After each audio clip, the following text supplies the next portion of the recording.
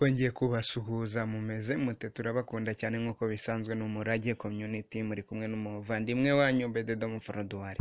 Nk'uko bisanzwe tujya tubategurira inkuru zitandukanye ariko zifite icyo zigisha sosiyete, cyane cyane nk'iyi nkuru icyo ishatse kubigisha cyangwa se ishatse kutwigisha.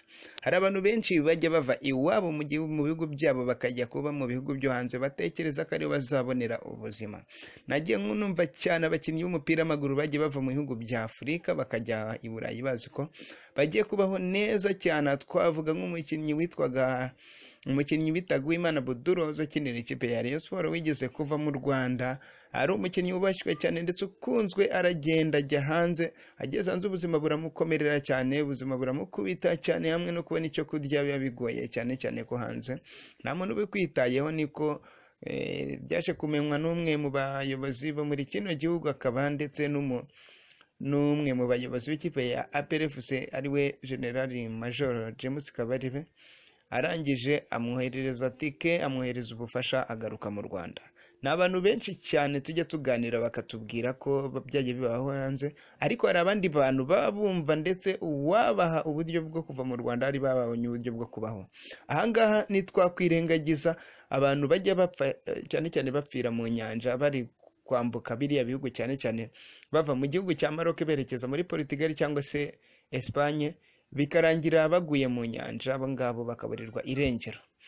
Aha rero ikindi dushaka kwiga ni ugukunda igihugu cyacu. Bene data cyangwa se bagenzi banjye, mujye munyurwa n'igihugu cyiza Imana yabahaye cy'u Rwanda. Ahangaha rero uwari minisitiri mu gihugu cya Afghanistan akaba yahindutse umunyonzi.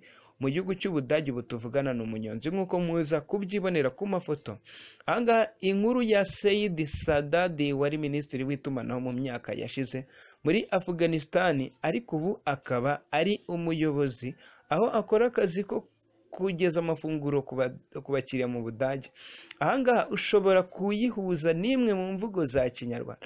Icyakora ahangaha icyo wamenya ni uko ku ruhande rwe agira ati kazi ni kazi. Al Jazeera itangaza ko uyu Saidi yavuye mu gihugu cye akajya mu Budage mu mpera z'umwaka ushize, mu kubozaho yajyanye ibyiringiro ko kuzarangira ahazaza heza nyuma y'uko avuye muri guverinoma ya Afghanistan, bitewe n'uko hari ibyo atemeranyaga n'abagize agatsiko ko ari perezida w'icyo gihugu mbere y'uko abatalibani bigarurira ubutegetsi nk'uko abivuga.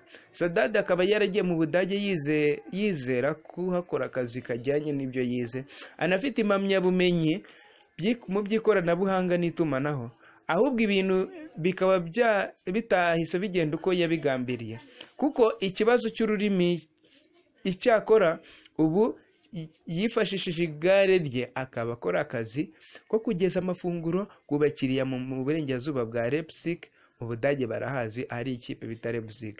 Abo mu muryango we bagowe no kwiyumvisha ukuntu umuntu wabaye mu banyacyubahiro bakomeye mu gihugu cye yaba yagiye gukora akazi nk'ako ngako. Mu mwaka wa 2018 nibwo yaretse gukomeza inshingano zo kuba minisitiri w'itumanaho muri Afghanistan. Nyuma y'imyaka 2 yari amaze muri ako kazi, agafata icyemezo cyo gushakira ubuzima mu bindi, aho mu mpuzankano ye y'ibara risa n'icunga rihishije yambarwa n'abakora Rieferando itanga serivisi zo gushyira ibiribwa abakiriya. Agira ati ntabwo biteye ipfunwe. Sadadi wahisemo kuba mu myanya ukomeye yari afite, avuga ko Sadadi wahisemo kuva ku mwanya ukomeye yari afite, avuga ko n'abandi banyapolitike ariko bagakwiye kubigenza. Ati nibwira ko abandi banyapolitike bakabaye bakurikiza iyo nzira yo gushyira imbere gukorera abaturage aho kubihisha. Uyu mugabo w'imyaka 49 ukomoka